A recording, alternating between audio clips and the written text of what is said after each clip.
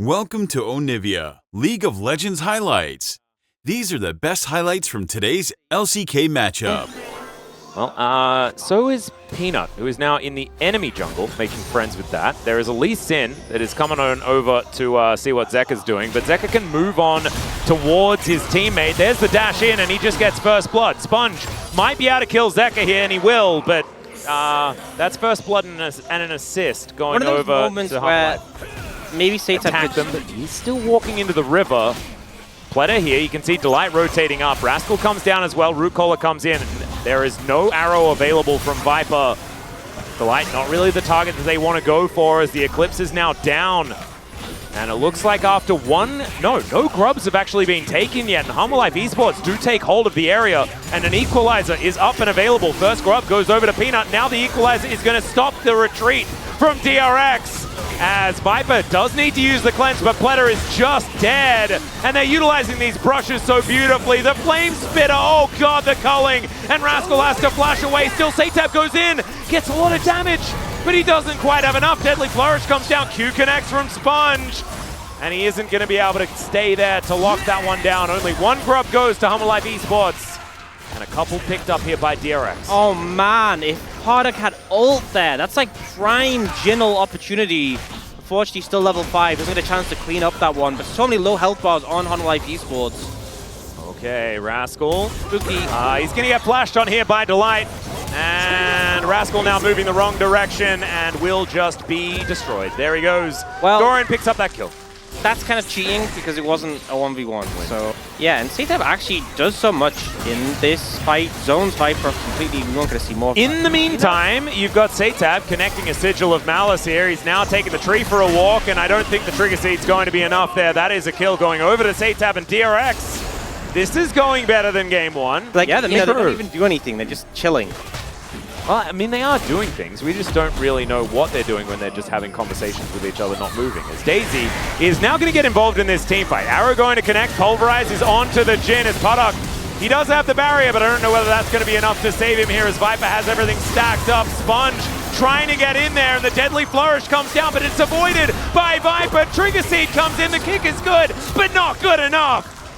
And Hanwha Esports going to win the fight. Yeah, really solid engage there. The arrow from Viper is good. Oh. Okay, the Dragon going to get mad. Hit. Honeyfruit. Yeah, and you're okay. Yeah.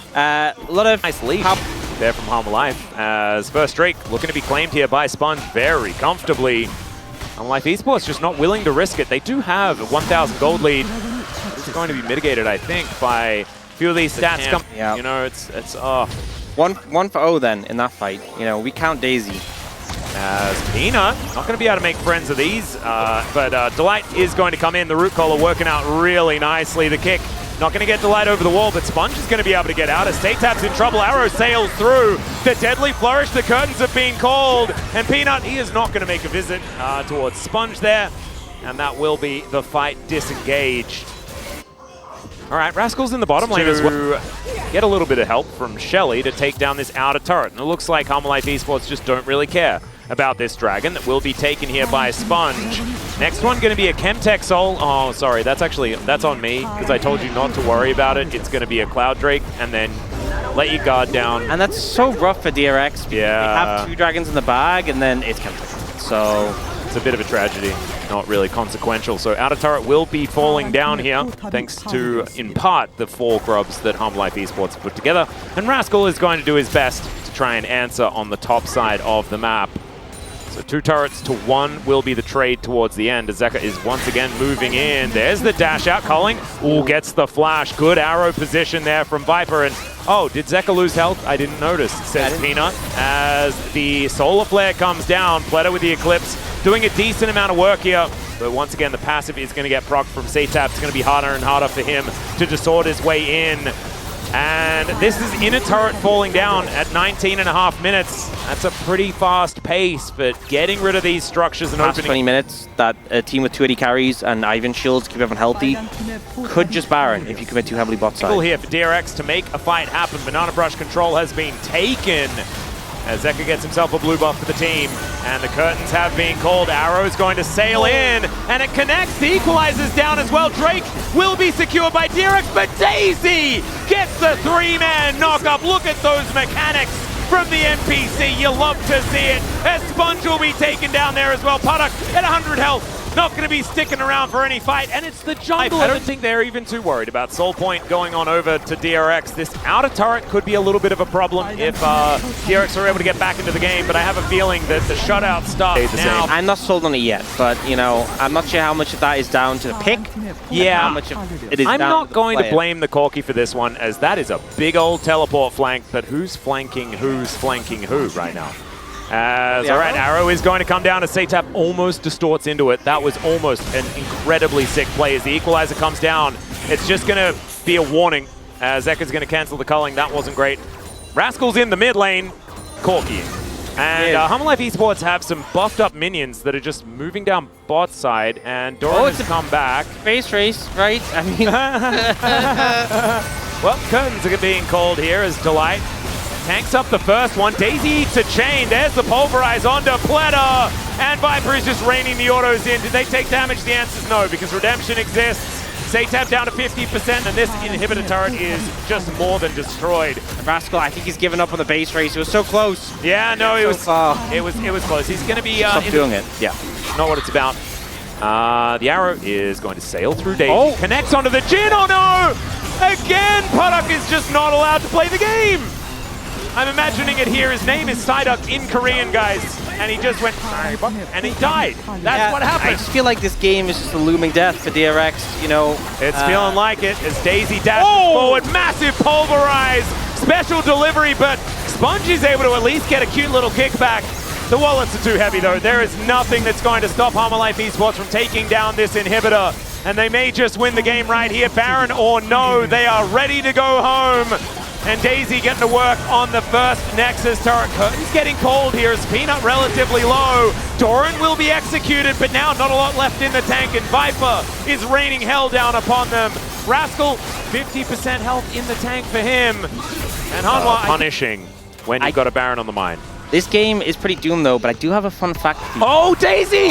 She just ganked the jungler! Daisy's just the goat. Daisy is so good at this game, man! He's carrying. Daisy is just carrying. Holy! Jonas Strong deserves all credit for that one, by the way. That was absolutely fantastic as Rascal's playing PvE. He is raiding while the rest of his team is doing arena right now. And hopefully he gets some good loot as the arrow is going to get distorted. And Zeka is going to throw down the culling. Another distortion does come on through there, as you can mimic that one. Rascal comes back, might actually be able to take an inhibitor turret here against the flow of play, but the minions are going to disappear. And Hanwha Esports may win the game, which is something worth considering. Yeah, but Rascal, this is your time to base race, you know? Oh no, True. Gave up on it. Well, he's going to turn up to watch his base get partially destroyed here as the last inhibitor is going to be taken. The bottom one has respawned.